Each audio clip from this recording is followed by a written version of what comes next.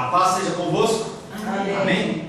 Glórias ao Senhor. Estamos mais uma vez reunidos aqui nesse local, glorificando, exaltando e bendizendo o nome do Senhor. Semana passada iniciamos o estudo do que é a fé e nós vamos dar prosseguimento a esse estudo. Só fazendo um breve resumo, semana passada nós falamos que quando nós nos referimos a cristianismo, nós nos referimos muito mais à fé cristã do que mesmo propriamente à religião cristã. A fé é muito mais levada em conta do que a própria religiosidade. Nós temos a definição de fé básica, que está em Hebreus capítulo 11, verso 1 e 2, que diz que, ora, a fé é a certeza das coisas que se esperam, a convicção dos fatos que não se veem, pois pela fé os antigos obtiveram testemunho. Falamos semana passada que o autor de Hebreus, ao qual ninguém sabe quem fala que há uma diferença, há uma distinção entre fé e esperança. Não é a mesma coisa. E aí nós fomos discorrendo, falando sobre o conceito de esperança dentro do sentido ocidental. Dentro do sentido ocidental, a esperança é algo que nós desejamos do nosso coração. E nós não sabemos se vai acontecer. Então a gente deseja que aconteça uma coisa, nós temos esperança que num dia de férias o sol saia e você possa ter um tempo de alegria. Você vai a um cinema e espera que não esteja uma fila enorme, você possa entrar no cinema. Você está perante a televisão assistindo um jogo de futebol, você espera que o seu time ganhe, mas é uma esperança baseada em coisas suas, baseadas no seu coração. E não há certeza de que essa esperança vai se cumprir. E quando nós falamos em relação à esperança no sentido oriental, no sentido em que a Bíblia foi escrita, porque ela foi escrita por um povo oriental, que eram os judeus, a gente não pode pensar como ocidental. A esperança bíblica não é uma esperança de uma pessoa que deseja, pensa ou espera que alguma coisa aconteça e não tem certeza que vai acontecer. Porque a nossa esperança, ela é depositada em cima da palavra de Deus. Então a esperança que nós temos não é uma esperança em homens, mas é uma esperança em Deus. É uma esperança no que Deus tem a fazer, no que Deus tem a falar. A nossa esperança não é depositada no que homens falam, em procedimentos de homens, mas o que a palavra de Deus diz. E aí nós temos que depositar a nossa certeza, não em homens, não no pastor Paulo que está falando, mas nós temos que depositar a esperança em Deus. É muito diferente você depositar a sua esperança em homens e depositar a sua esperança em Deus. Maldito o homem que confia no homem. Maldito o homem que põe a sua esperança no homem. E a gente tem falado bastante sobre isso. Estou quase mandando vocês embora da igreja, porque vocês não podem confiar em mim. Eu sou um ser humano passível de erro. Se você põe a sua fé em mim, se você põe a sua fé na minha pessoa, você vai em algum momento se machucar e se magoar. É natural isso. E a gente vê as igrejas pautadas em pessoas. Se pastor tal, apóstolo tal, bispo tal deixar de existir, provavelmente a igreja também deixa de existir.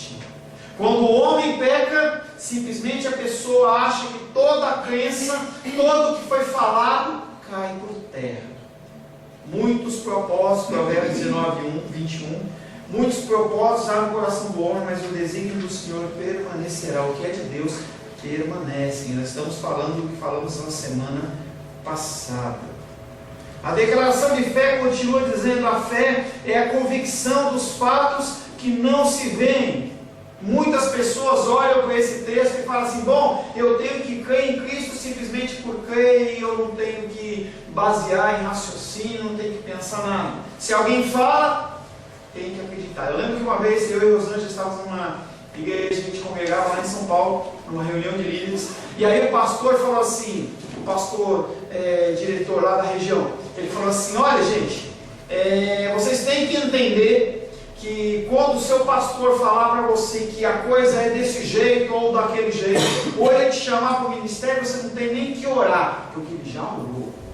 Então você não pode nem orar, você não pode tomar nenhum tipo de decisão, você tem que ficar refém àquilo que a pessoa fala, tá? E aí você Para de pensar, parece que a pessoa entra no cristianismo e parece que ele, em vez de ser liberto, ele é preso.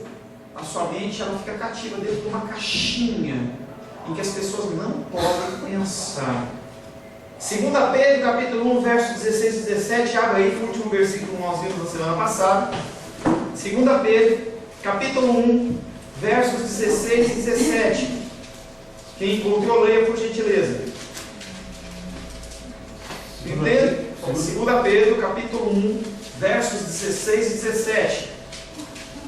Porque não vos demos a conhecer o poder e a vinda do nosso Senhor Jesus Cristo, seguindo fábulas engenhosamente inventadas, mas nós mesmos fomos testemunhas oculares da sua majestade. Pois ele recebeu da parte de Deus Pai honra e glória, quando pela glória excelsa lhe foi enviada a seguinte voz: este é o meu Filho amado, em quem me comprazo. E aí o apóstolo Pedro está falando para um grupo de pessoas, ele fala: gente, o que nós estamos ensinando para vocês, o que nós estamos trazendo para vocês, não foi algo que saiu da nossa cabeça, não é algo engenhosamente arquitetado, não é algo em que as pessoas, que eu fiquei parado pensando o que eu vou inventar.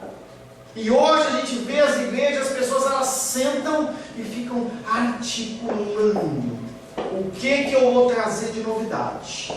Porque quando a pessoa não tem a palavra de Deus, ela precisa inventar coisas, ela precisa inventar entretenimento, ela precisa colocar jogo de luzes, foco, fumaça, porque a palavra não está sendo dita e as pessoas não estão sendo alimentadas, não há um alimento de sustentabilidade na mesa, então se oferece biscoito, se oferece batatinha, vai oferecendo uma série de coisas, e você come aquilo e não se alimenta, só engorda e não faz bem para você. Então tem que estar sempre inventando. E Pedro fala: eu não trouxe para vocês nada que fosse alguma coisa arquitetada na minha mente, uma fábula. Pelo contrário, eu estou trazendo o que eu vi. E eu vi, não foi qualquer coisa não, eu vi aquele que recebeu da parte do Pai honra e glória.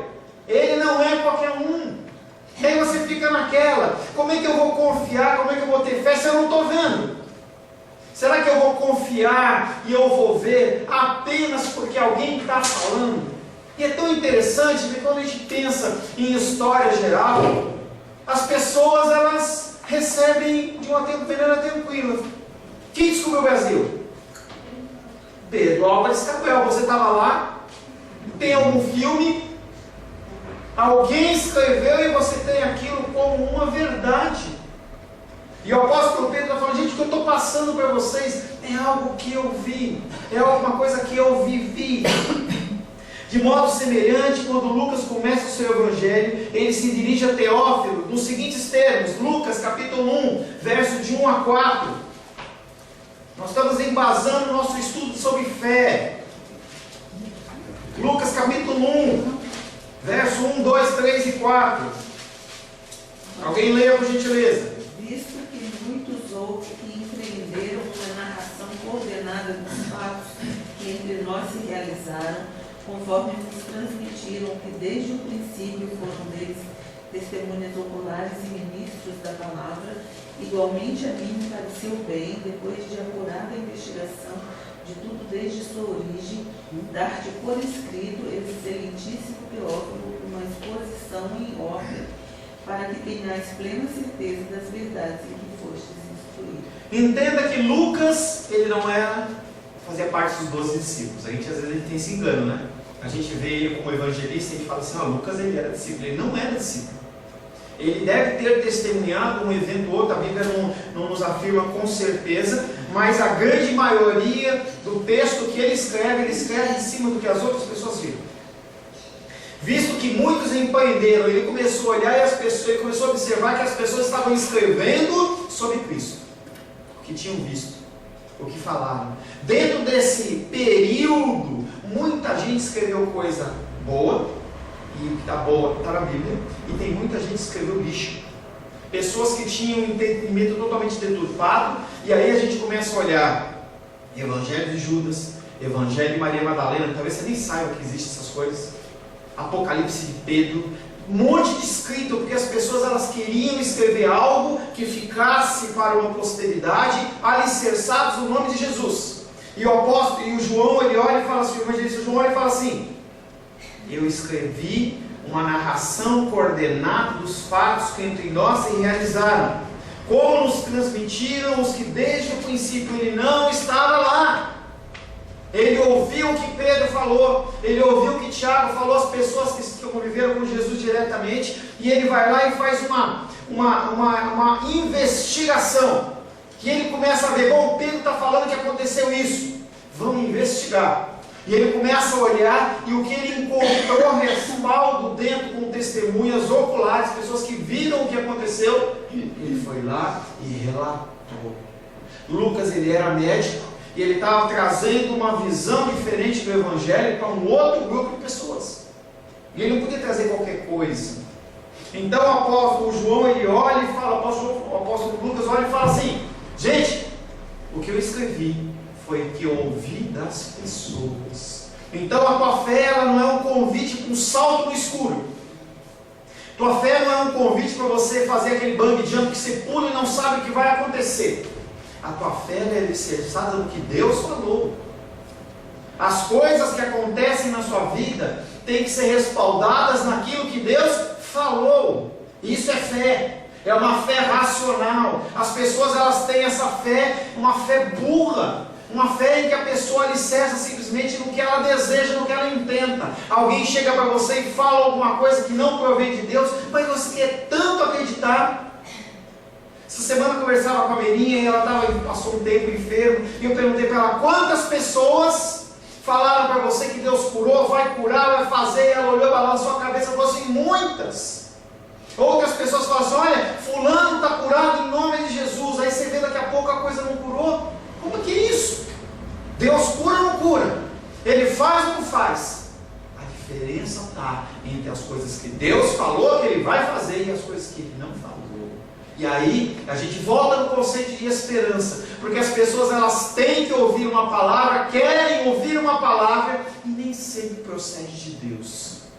E isso nos entristece, isso nos traz tristeza, isso nos traz descrença, e nós reputamos essa descrença não sobre os homens, mas sobre o próprio Deus. Aonde está o Deus que você acredita? Aonde está o Deus que falou que ia fazer isso? Ele continua sentado no mesmo lugar, coordenando e cuidando de todas as coisas, mas Ele nunca disse isso. Ele nunca te prometeu isso. Ele nunca falou que coisa A, B ou C iria acontecer na sua vida. Um homem falou, você acreditou, e agora você padece em cima dessa crença. Ele está falando, Lucas está falando de coisas que ele viu, que ele ouviu de outros que participaram. Da mesma maneira, quando Paulo defende a sua confiança na ressurreição de Jesus Cristo, 1 Coríntios, capítulo 15, versos 3 a 8. 1 Coríntios, capítulo 15, versos de 3 a 8. Alguém leia, por gentileza? 1 Coríntios, capítulo 15, versos de 3 a 8. Antes de tudo vos entreguei o que também recebi, que Cristo morreu pelos nossos pecados, segundo as Escrituras, e que foi sepultado e ressuscitou ao terceiro dia, segundo as Escrituras, e apareceu a Cefas, e depois aos 12, depois foi visto por mais de 500 irmãos de uma só vez, dos quais a maioria sobrevive até agora, porém alguns já dormem. Depois foi visto por Tiago, mais tarde por todos os apóstolos. E afinal, depois de todos, foi visto também por mim, como por um nascido fora do tempo. E aí o apóstolo Paulo, ele começa a falar a confiança dele na ressurreição. Está onde? Ele viu? Ele não viu.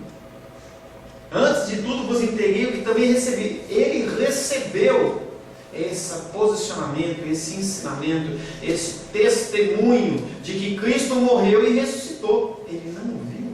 Aonde ele estava? Não tenho a mínima ideia. Não tenho a mínima ideia.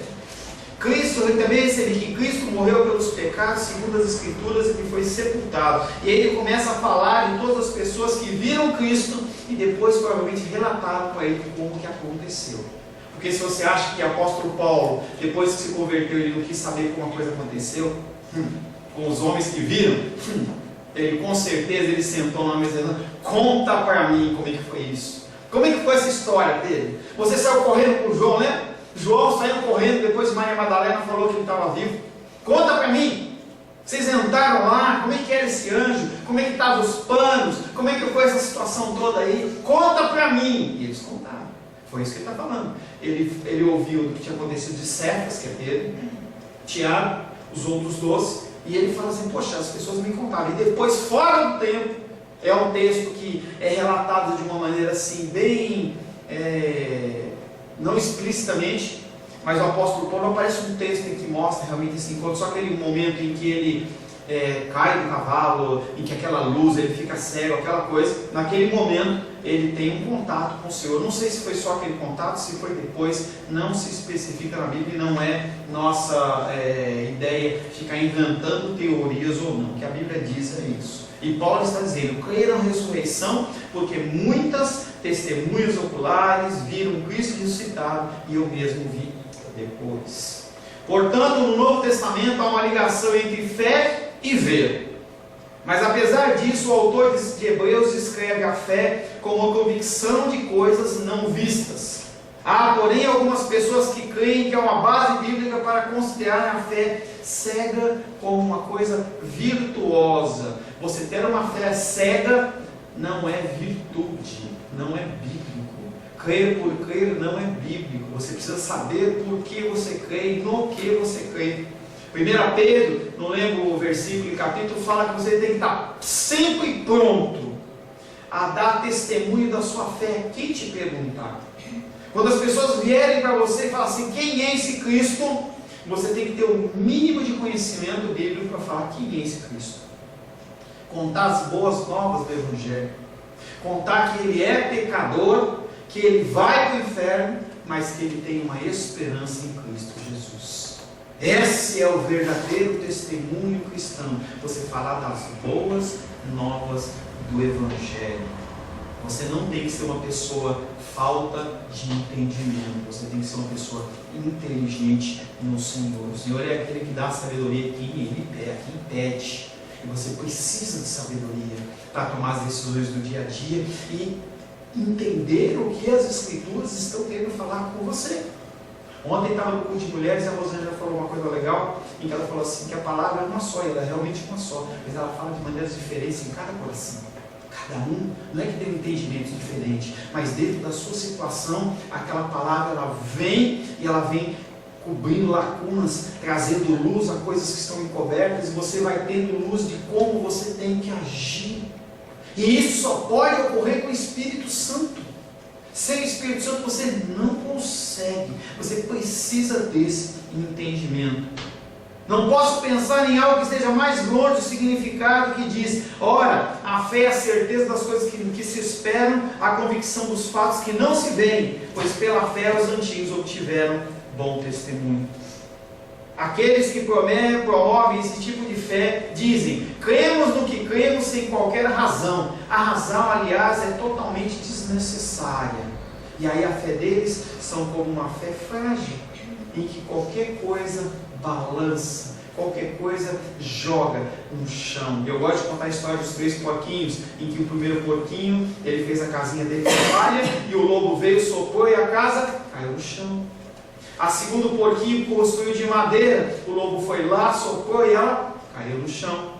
Mas o terceiro porquinho, que depois recebeu os 2 que fugiram, construiu alicerçada, ele construiu com fundamentos, ele construiu com tijolo, ficou muito bem estruturado. O lobo veio, soprou e não derrubou. É uma história bíblica fora da Bíblia. O inimigo ele sopra na minha vida, sopra na sua vida, mas a tua casa não cai, porque é alicerçada em Cristo.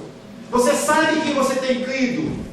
Você sabe que as promessas do Senhor não vão passar. As promessas do Senhor sobre a sua vida não vão simplesmente desvanecer como o vento, como a fumaça.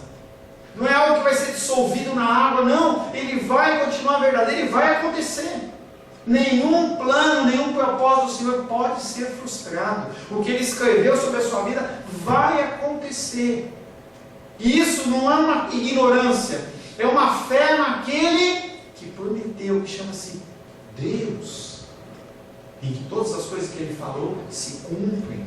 A sua fé tem que ser pautada em Deus. A ideia é que existe alguma virtude em fecharmos os olhos, respirarmos profundamente e desejarmos com toda a nossa força que alguma coisa seja verdade e dizemos, é verdade. Isso não é fé. Você acreditar porque você acredita. Isso é um desejo do seu coração.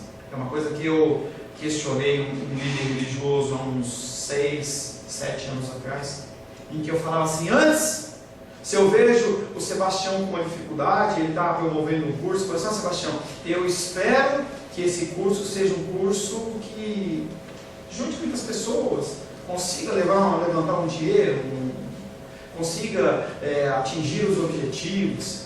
Antes era simplesmente um desejo do meu coração, e eu estou exprimindo um carinho que eu tenho pela vida dele, um desejo que a coisa aconteça. Agora o povo cristão fala, Deus está mandando te dizer que vai ser uma bênção. Não está falando isso. Pode ser? Pode. E aí o Sebastião veio com aquela expectativa de que Deus falou alguma coisa, chega aqui, tem uma pessoa. E aí? Que Deus é esse? Que Deus é esse? As pessoas hoje promovem esse tipo de fé. E aí você começa a olhar as coisas que acontecem na televisão, os relatos que a gente vê na internet, coisas que as pessoas falam, e você vê que o que está sendo criado e alimentado é uma fé cega. O próprio povo brasileiro, dentro do conceito político, ele é ensinado a ser burro, em que você dá uma série de presentes para ele e compra o voto dele. Faziam-se isso, sabe aonde? Quando os portugueses chegaram no Brasil para convencer os índios, davam um espelhinho para eles. Davam isso, davam aquilo, e eles olhavam e falavam, nossa, que coisa linda. Eu dou meu ouro para você e você me dá um espelhinho de R$1. Tá?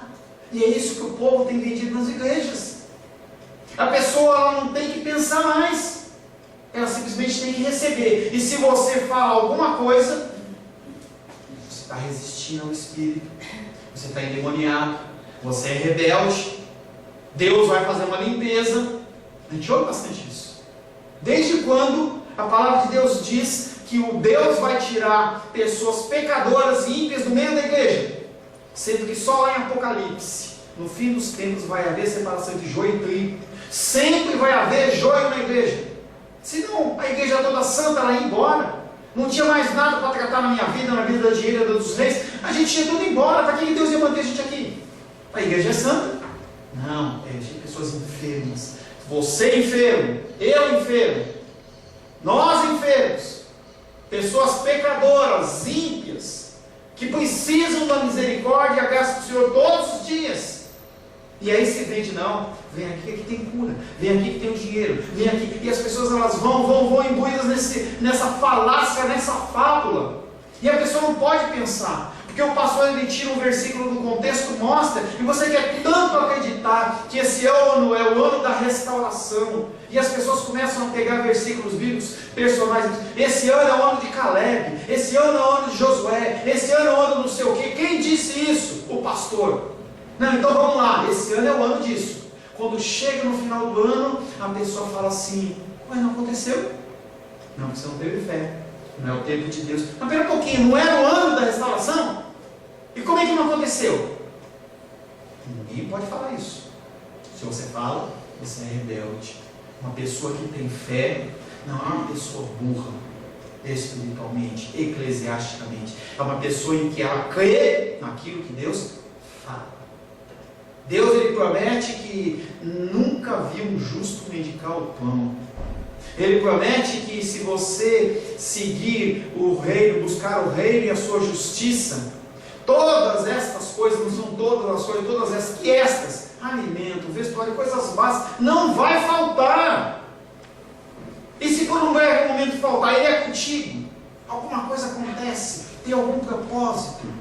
E você vai andando não de uma forma burra, mas alicerçado, sabendo que Deus, Ele é fiel. A gente viu um filme filme outro, e a senhorinha falava assim, Deus é poderoso e Ele é fiel. Você tem que crer nisso. Fidelidade de Deus. Os homens e mulheres não são fiéis, mas Deus, Ele é fiel. A Bíblia nunca afirma que devemos dar um salto no escuro. Na verdade, a exortação bíblica é que as pessoas saiam das trevas para a luz. João capítulo 3, verso 19. Abre aí. João 3, 19. Quem leu, quem achou, leia por gentileza. O julgamento é este, que a luz veio ao mundo e os homens amaram mais as trevas do que a luz, porque as suas obras eram más. Texto que nós já estudamos, já estudamos no culto noturno. O julgamento é esse. A luz veio ao mundo, Jesus Cristo ele veio ao mundo, e os homens amaram mais as trevas. Gente, o ser humano ama mais as trevas do que a luz.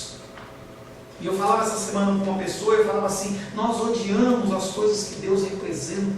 Que é isso, pastor? Nós odiamos as coisas que Deus representa, porque quando a luz do cristianismo ele aparece, mostra o que você é. Essa figurinha bonitinha, entendeu? Bem vestidinha, cheirosinha, cabelinho penteado, na presença do Senhor revela quem você é e quem sou eu. E nós não gostamos de ver os nossos pecados interiores expostos.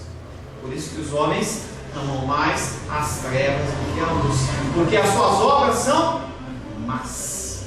A fé não é cega no sentido de ser uma mera expressão do desejo humano. Se assim fosse, por que o autor de Hebreus diria que a fé é a convicção de fatos que não se veem? Você tem que ter certeza. Convicção. Convicção. E sabe por que a gente esquece?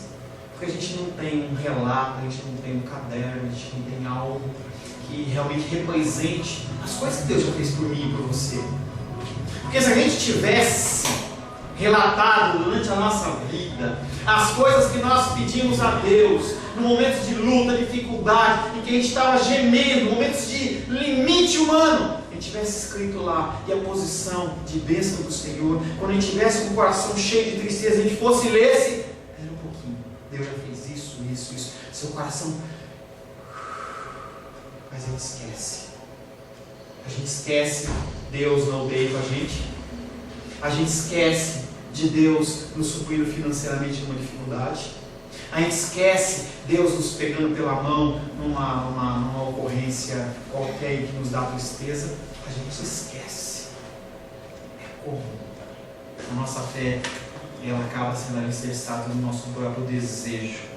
Quando a fé é ligada à esperança bíblica, ela é colocada na estrutura de tempo no futuro. E uma coisa que eu não posso ver no futuro é o amanhã. Você ter a visão do amanhã?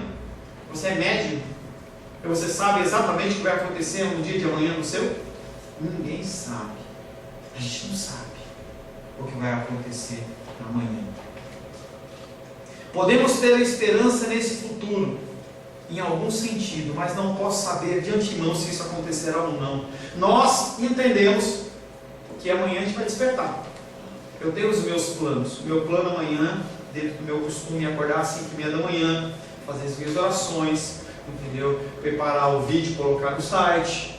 Amanhã, quando der por volta das 6h30, 7 horas, eu sair para fazer a minha caminhada, voltar, entendeu? Encontrar a Rosângela fazendo o devocional dela, e aí nós vamos tomar café às 8h30 da manhã. Esse é a minha esperança. Mas esperança como essa nós tivemos há 8 meses, 10 meses atrás, num domingo. E aí ele estava se arrumando, eu fui para a igreja, toca o telefone. Paulo, corre aqui que eu caí. Eu acho que eu quebrei algo. Peguei o telefone, liguei para o Sebastião e falei, Sebastião, titia caiu lá, não vai ter culto, não vai ter. E eu corri com ela e passei a manhã inteira. E aí a gente vem com toda esperança humana, mas não o que tinha que acontecer. Em nenhum momento, em toda essa luta, Deus nos abandonou.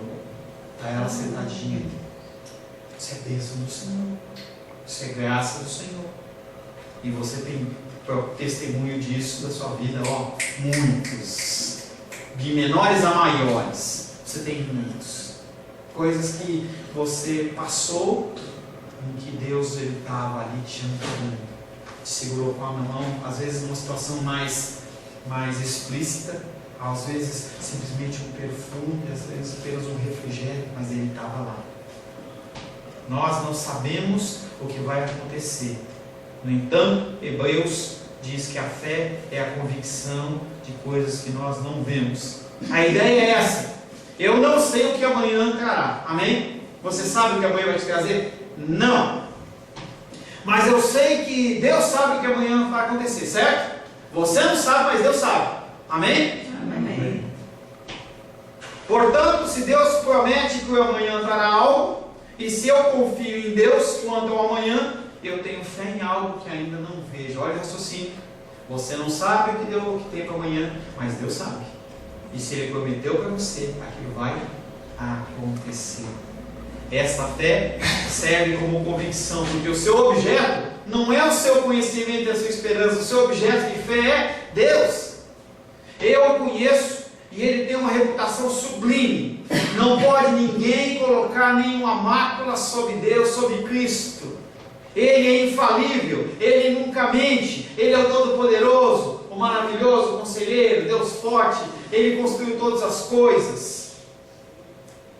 Deus sabe tudo e é perfeito em tudo que Ele comunica. Há algum erro em Deus? Há alguma falha em Deus? Por isso, se Deus me diz que algo acontecerá amanhã, eu creio nisso, apesar que eu não vejo, porque eu sei que esse não mente, esse não falha. E é uma coisa que a gente tem até no sentido humano. Se uma pessoa ela nunca pisou na bola com você, você tem confiança naquilo. Tem um ditado que diz que a confiança vem depois que você come 2 sacos de sal. Não é do dia para o outro. A confiança ela é conquistada. As pessoas elas vão se conhecendo e elas vão vendo por pouquinho o que o fulano fala, ele faz. Talvez você esteja aqui nessa confiança. Você vê, pera um pouquinho, o pastor Paulo está falando algumas coisas, mas quando eu tenho convívio com ele, ele faz o que ele está falando, então eu confio nele. A nossa confiança humana ela é assim, mas mesmo assim ela é falível. Com Deus não é falível, ela é infalível. Deus sabe tudo e é perfeito em tudo que comunica. Por isso, se Deus me diz que algo acontecerá amanhã, eu creio nisso, embora não veja. Isso não é irracionalidade, pelo contrário, o irracional é você não crer nesse Deus, depois de tudo que Ele fez por você. Eu não estou falando de pessoas que não têm relacionamento com o Senhor, eu estou falando de você, das coisas que você já viveu, das coisas que você já passou. Como você pode ousar duvidar desse Deus? Como você pode? O que Deus afirma a respeito do futuro? O que Deus fala a respeito do futuro? Ele não só nos revela os eventos de amanhã que ainda não vemos, mas também nos revela muito a respeito da esfera sobrenatural que nossos olhos não podem penetrar. Esse Deus, Ele fala de muitas moradas. Falou essa semana. Muitas moradas. Como que vai ser isso? Não sei. Ele fala de anjos. Eu nunca vi anjo. Você já viu anjo? Eu sempre orava pedindo anjo. Deve ser muito bonito ver anjo. Entendeu? Que a Bíblia relata a possibilidade da ocorrência de pessoas verem anjos. É real. O Antigo Testamento, ele continua no Novo Testamento. Você pode sim ver um anjo. Eu nunca vi. Mas eu creio que existem. Porque a palavra de Deus diz que existem anjos. Às vezes a pessoa acredita em Satanás, mas não acredita em anjo. Engraçado. Se a gente começar a falar de coisas místicas, começar a falar de coisas estranhas, as pessoas elas ficam empolgadas. As pessoas elas ficam empolgadas quando ouvem sobre coisas místicas. Por que será que a gente tem esse repúdio? A gente tem essa trava no coração? Eu já li João 3,19 que diz que a luz veio, mas nós não gostamos porque elas refletem e mostram as nossas obras. A gente fica com medo. Então é muito mais fácil a gente acreditar as coisas erradas ao diabo do que falar de mim, que falar da minha pessoa. É melhor eu falar do que o mundo está fazendo do que falar da minha consciência, da minha pessoa, em relação das coisas que são apresentadas. Quando Esaú, foi Esaú que recebeu o prato de lentilha, né? Eu sempre que foi Esaú. Quando Esaú recebeu o prato de lentilha, gente, não é culpado, não foi o irmão dele.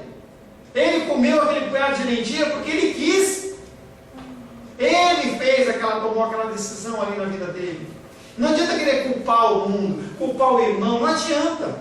As coisas que aparecem na sua vida, a grande maioria, e eu falo que é a grande maioria porque não é a totalidade, eu já falei sobre as 3 bolas que prendem o cristão, que é Satanás, o mundo e o seu eu. Você tem que entender que os problemas eles giram em torno disso. E você não pode pôr só culpa no Satanás, você não pode só pôr culpa no mundo, porque você tem um controle remoto, tem muita pornografia na televisão, e você está com um controle que é um controle que te permite você mudar de canal quando aparece uma mulher pelada, um homem pelado, uma cena sensual. Não adianta você criticar a televisão, muda de canal para você estar assistindo isso. Eu já contei essa história, uma vez eu estava assistindo televisão e eu comecei a falar assim, nem sei se a Rosana estava na sala. E aí eu comecei o filme começou a se desenrolar e eu comecei a orar a Deus, bloqueia qualquer coisa que possa vir desse filme, bloqueia a sexualidade, bloqueia a violência, bloqueia isso, não permita, Senhor, que os meus olhos absorvam isso. Eu ainda acreditava na figura do demônio saindo e tudo mais. O Espírito Santo falou no meu coração, se você acha que é tão ruim assim, por que você vai vir? Eu falei, cara, não é mesmo, né? Sim, é as nossas decisões. Nós não podemos ver o céu, nós não podemos saber o que vai acontecer, mas nós cremos num Deus que nos promete essas coisas. Deus nos revela a realidade dessas coisas e pela fé nós cremos, porque Deus, Ele é digno de confiança. Fé, então, é crer em Deus. O que Ele fala, fé é crer naquele que Ele promete, nas coisas que Ele determina que aconteçam. Quando Deus foi a Abraão, que é conhecido como o pai da fé, Romanos capítulo 4, versos de 11 a 17. Abre aí. Romanos 4. Leia direitinho, por favor. Romanos 4, capítulo 4, versos de 11 a 17. De 11 a 17? É, bem bastante para você. E recebeu o sinal da circuncisão como selo da justiça da fé que teve quando ainda incircunciso, para vir a ser o pai de todos os que creem, embora não circuncidados, a fim de que lhes fosse imputada a justiça. E pai da circuncisão, isto é, a daqueles que não são apenas circuncisos, mas também andam nas pisadas da fé que teve Abraão, nosso pai, antes de ser circuncidado. Não foi por intermédio da lei que Abraão ou a sua descendência coube na promessa de ser herdeiro do mundo, e sim mediante da justiça da fé. Pois, se os da lei que são os herdeiros, anula-se a fé e cancela-se a promessa, porque a lei suscita a ira, mas onde não há lei, também não há transgressão. Essa é a razão por que provém a fé, para que seja segunda graça, a fim de que seja firme a promessa para toda a descendência, não somente ao que está no regime da lei, mas também ao que da fé que teve Abraão, porque Abraão é pai de todos. 17? Sim. Como está escrito, por pai de muitas nações te constituí, perante aquele no qual creu, o Deus que vivifica os mortos e chama a existência das coisas que não existem. A sua fé, ela não é alicerçada numa descendência. A sua salvação, ela não é alicerçada na tua genealogia, na hierarquia. A sua fé e a sua salvação, ela não é firmada em cima de preceitos que você cumpre. Não são só israelitas, não são aqueles que se dizem cristãos de denominação A, B ou C, mas são aqueles que têm fé. Sem fé é impossível agradar a Deus. Como que você pode agradar um ser, uma pessoa, se você não confia nela? Como que você pode dizer que Deus é o seu Pai, se você não confia nele? Ele vê você levantando as suas mãos aos céus, dizendo santo, santo, santo, mas na verdade você não acredita em nada daquilo, porque os seus atos, as suas palavras demonstram outra coisa. Gênesis capítulo 12, versos 2 e 3. Gênesis capítulo 12, versos 1, 2 e 3.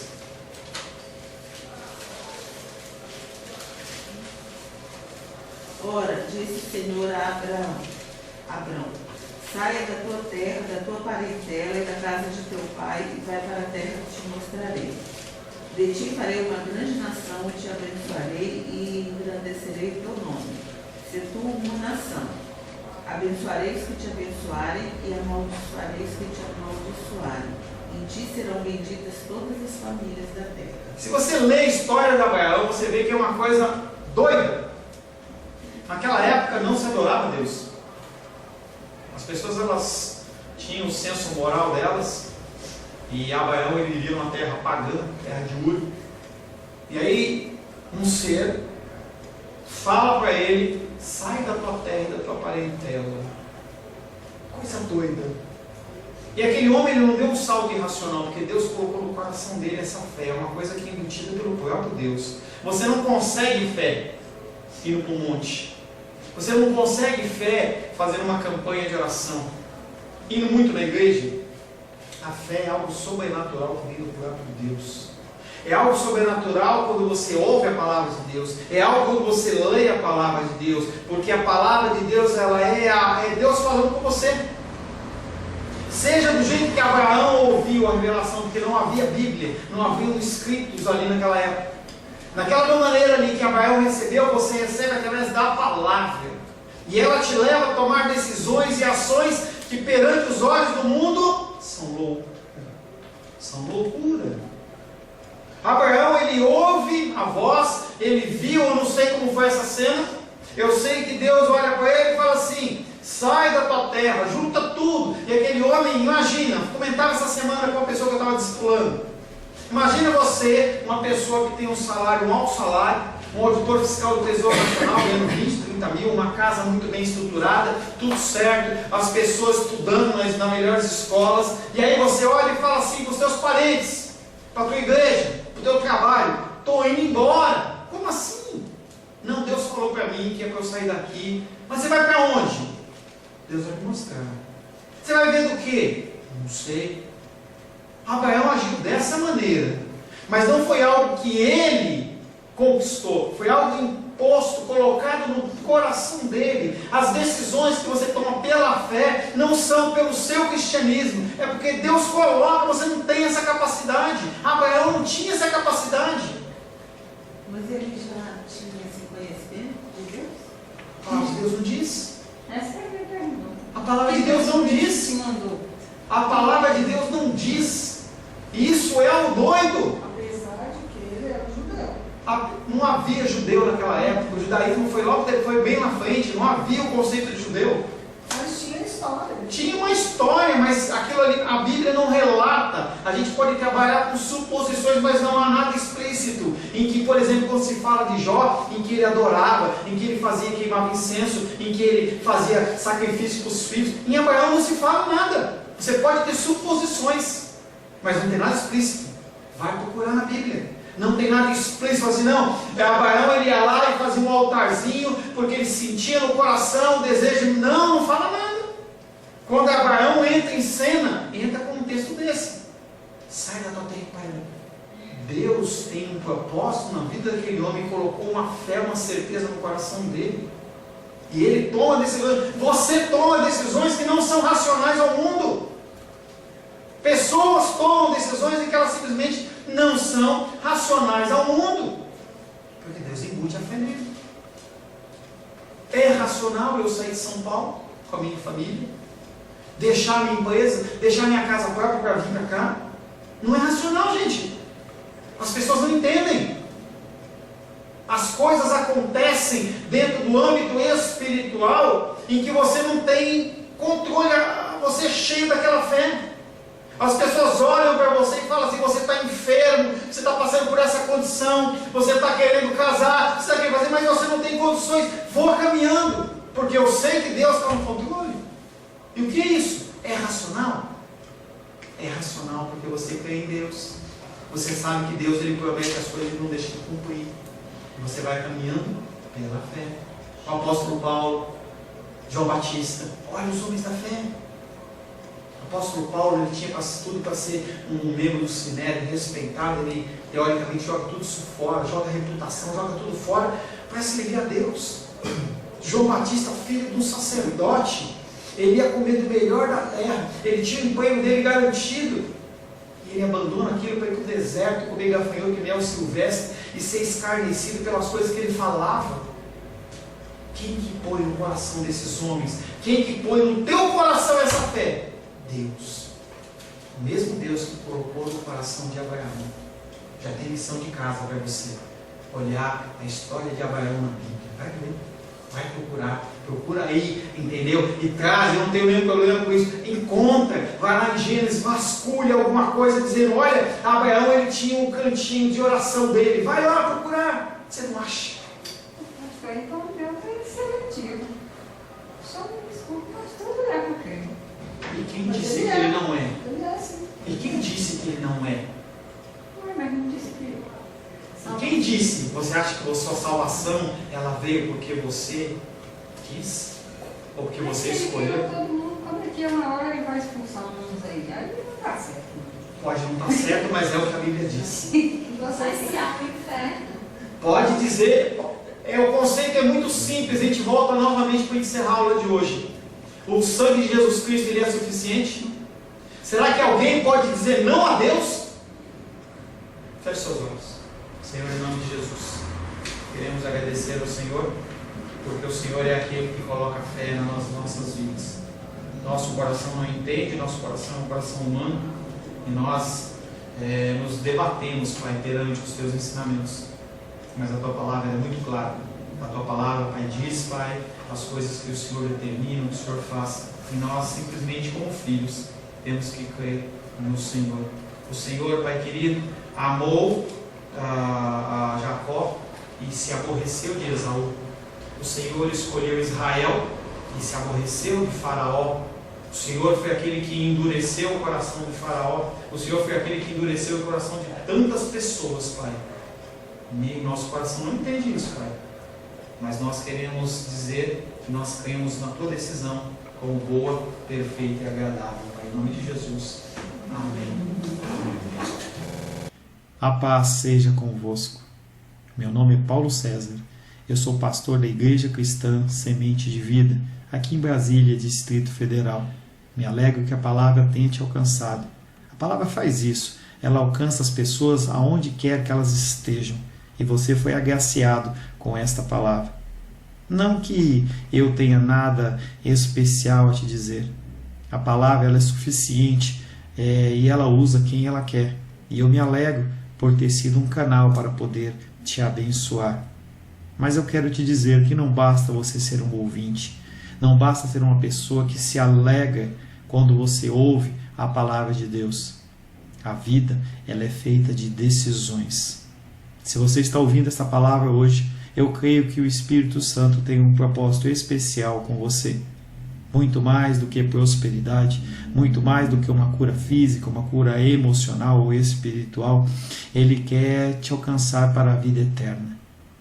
Nós investimos nosso tempo, nós investimos as nossas forças em coisas terrenas, mas o Senhor Ele tem muito mais a oferecer. Ele tem sim para você a cura, Ele tem sim para você a prosperidade, mas Ele tem muito mais que isso. Submeta-se a um Deus que Ele é capaz de mudar e transformar a sua vida por completo. Creio que o Espírito Santo Ele é capaz de tocar o teu coração. Quero pedir que você curve a sua cabeça. Senhor, em nome de Jesus, coloco na tua presença essa vida que ouve esta ministração, que ouve esta palavra. Pai, eu não tenho capacitação nenhuma, mas o teu Espírito Ele é capaz sim de tocar nesta vida, gerar nela mudança, transformação, arrependimento, e que ela possa simplesmente bater no peito, convencendo-se que é pecadora e que precisa de um Deus salvador. Não há um caminho a ti, meu Deus, que não seja através de Cristo. E eu lhe peço, Pai querido, que você alcance essa vida e ele possa sim tomar uma decisão pessoal pelo Senhor, em nome de Jesus. Amém. Amém, meu querido. Amém, minha querida. Fico contente que você esteja ouvindo essa ministração até o fim. E peço que você não se limite a ouvir os cultos pela internet. Você procure perto da sua casa uma igreja, um lugar que proclame a palavra do Senhor. Eu oro para que o Espírito Santo te direcione nessa busca, porque muita coisa tem sido oferecida que não é o Evangelho. Eu abençoo a sua vida em nome de Jesus. Amém.